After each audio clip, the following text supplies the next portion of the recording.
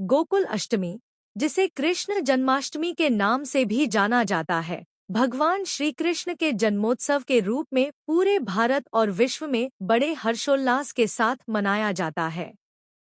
यह भगवान विष्णु के 8वें अवतार भगवान कृष्ण के जन्मोत्सव का प्रतीक है। 2025 में गोकुल अष्टमी कब है? 2025 में कृष्ण जन्माष्टमी का पर्व 15 अगस्त और 16 अगस्त को मनाया जाएगा। कुछ स्थानों पर 15 अगस्त को अष्टमी तिथि शुरू होने पर जन्माष्टमी मनाई जाएगी, जबकि कुछ स्थानों पर, विशेषकर जहां निशिता पूजा, मध्यरात्रि पूजा को महत्व दिया जाता है, 16 अगस्त को उत्सव मनाया जाएगा। अष्टमी तिथि प्रारंभ 15 अगस्त 2025 रात्रि 11:49 बजे। अष्टमी तिथि समाप्त 16 अगस्त 2025 रात्रि 9:34 बजे। निशिता पूजा का समय मध्यरात्रि पूजा 16 अगस्त 2025 को रात्रि 12:03 बजे से 12:46 बजे तक। गोकुल अष्टमी का महत्व। गोकुल अष्टमी का महत्व बहुत गहरा है। यह दिन कई मायनों में महत्वपूर्ण है। धर्म की विजय। यह त्योहार अधर्म पर धर्म की विजय का प्रतीक है। भगवान कृष्ण का जन्म कंस के अत्याचारों को समाप्त करने और धर्म की स्थापना के लिए हुआ था। प्रेम और भक्ति का प्रतीक। भगवान कृष्ण को प्रेम, आनंद और शरारत का अवतार माना जाता है। यह दिन भक्तों को भगवान के प्रति अपनी भक्ति और प्रेम व्यक्त करने का अवसर देता है। लीलाओं का स्मरण। इस दिन भगवान कृष्ण की बाल लीलाओं, जैसे माखन चोरी और गोपियों संग रासलीला, का स्मरण किया जाता है।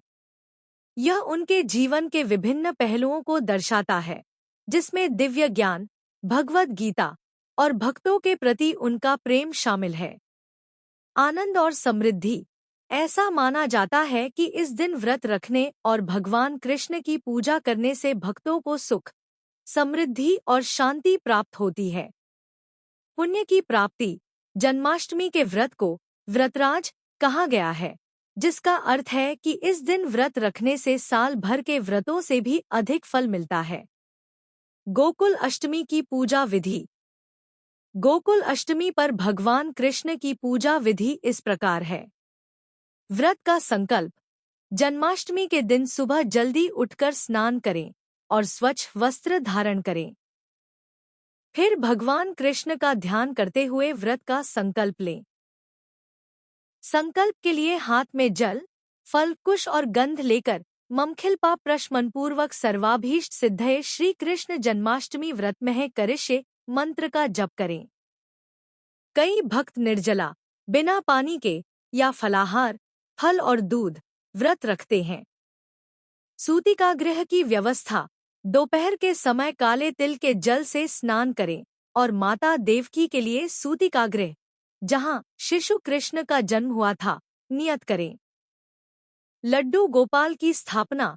पूर्व या उत्तर दिशा की ओर मुख करके भगवान श्री कृष्ण की सोने, चांदी, तांबा, पीतल या मिट्टी की मूर्ति, विशेष रूप से लड्डू गोपाल, को एक पालने में या चौकी पर स्थापित करें।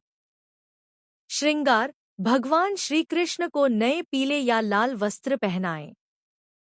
उन्हें मोर पंख, तुलसी के पत्ते, मक्खन, माखन और अन्य आभूषणों से सजाएं। अभिषेक। मध्यरात्रि में भगवान कृष्ण के बाल स्वरूप लड्डू गोपाल का पंचामृत, दूध, दही, घी, शहद और गंगाजल का मिश्रण से अभिषेक करें। शंख से अभिषेक करना शुभ माना जाता है। अभिषेक करते समय यज्ञेश्वराय यज्ञ संभवाय यज्ञपते गोविंदाय नमो नमः मंत्र का जाप कर सकते हैं। पूजा और भोग। अभिषेक के बाद उन्हें साफ कपड़े पहनाएं और पीले पुष्प, फल, मिठाई, माखन मिश्री, पंजीरी, खीर आदि का भोग लगाएं। भगवान कृष्ण को तुलसी दल बहुत प्रिय है, इसलिए भोग में तुलसी दल अवश्य रखें। मंत्र जाप और भजन। भगवान श्री कृष्ण के मंत्रों जैसे नमो भगवते वासुदेवाय नमः का जाप करें। रात भर भजन कीर्तन करें और उनकी लीलाओं का स्मरण करें। पालना झुलाना। जन्म के पश्चात भगवान श्री कृष्ण के बाल स्वरूप लड्डू गोपाल को पालने में झूला झुलाएं। दही हांडी।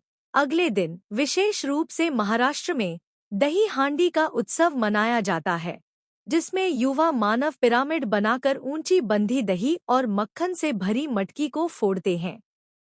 यह कृष्ण की माखन चोरी की लीलाओं का प्रतीक है। व्रत खोलना। मध्यरात्रि की पूजा और जन्मोत्सव मनाने के बाद भक्त अपना व्रत खोलते हैं। जन्माष्टमी पर मंदिरों में विशेष रूप से भव्य आयोजन किए जाते हैं, जहां रासलीला, झांकियां और भजन कीर्तन होते हैं। मथुरा और वृंदावन, जो भगवान कृष्ण के जन्मस्थान और कर्मभूमि हैं, में इस दिन का उत्सव विशेष रूप से दर्शनीय होता है।